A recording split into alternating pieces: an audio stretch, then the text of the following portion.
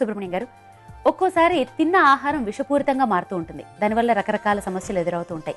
ఈ సమస్య నివారణకు చక్కటి చిట్కా చెప్తారండి? ఒక్కోసారి తిన్న ఆహారం విషతుల్యమవుతుంటుంది.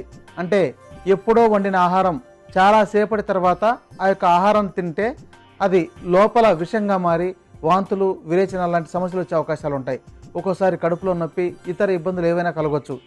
అందుకని ఎప్పుడైనా సరే విషతుల్యమైన ఆహారం తీసుకున్నాము, ఇతర ఇబ్బందులు ఏవో వస్తున్నాయి అనిపిస్తున్నట్లయితే వెంటనే ఒకసారి వాంతి చేయించుకొని తర్వాత వెలకపండు గుజ్జు చూర్ణాన్ని 3 గ్రాముల మోతాదులో తగినంత తేనెతో రోజుకు 3 పూటలు తీసుకుంటున్నట్లయితే తిన్న ఆహారం విషతుల్యమైనా సరే అది విరిగిపోతుంది.